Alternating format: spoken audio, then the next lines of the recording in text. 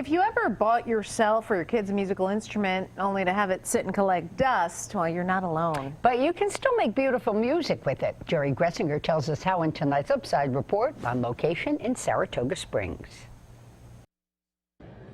Hey guys, how many of us have musical instruments that are tucked away in the closet, maybe the basement or the garage? Well, the folks at Skidmore College are hoping that you'll dig those instruments out and help get them into the hands of young musicians. Rotate, yes. Yeah, look at that. Perfect. So much better sounding, yes. Students of all skill levels come to the Arthur Zankel Music Center to practice their instruments. For sophomore Madison Pappas, it's the piano. Well, now anyway. When we were in elementary school, it was kind of like, you're going to play clarinet or you're going to play flute. Piano wasn't senior Neil Melstrom's first instrument either. He found his first love when he was about 6 years old. I was lucky enough to have a dusty old trumpet in a closet.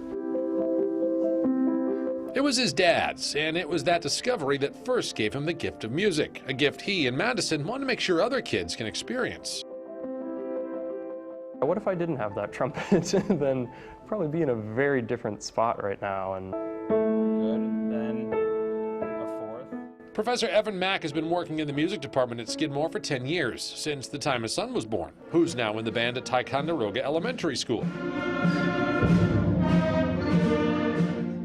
When his son came home and talked about all the old beat-up instruments he and his fellow bandmates were playing, Evan reached out to Ticonderoga music teacher Michael Iderino, who told him while parents have the option to rent instruments for their children, many can't. Reality is that a lot of our parents in Ticonderoga, a lot of families in Ticonderoga can't do that. It winds up coming to the decision, okay, so am I going to pay to rent this kid's instrument, or am I going to put food on the table? The music department maintains about 100 instruments that are available to students, but after decades, the aging collection is nearing the end of its usefulness. Kids are not as careful as they probably should be, and really some of these instruments are old. I mean, we have a baritone saxophone from 1929.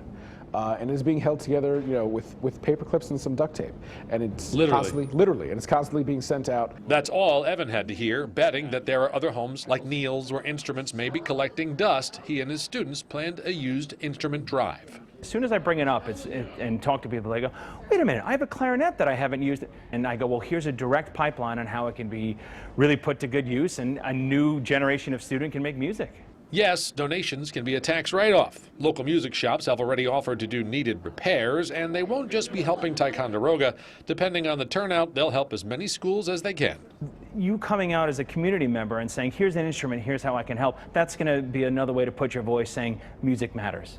And they're going to be having collection dates coming up here at the Arthur Zankel Music Center on the Skidmore campus, the 25th and February 1st and 8th, 9 a.m. to 1 p.m., just outside the box office. There's also a concert that's happening this coming Saturday evening where the only admission is, well, a used instrument. If you want more information, go to WNYT.com.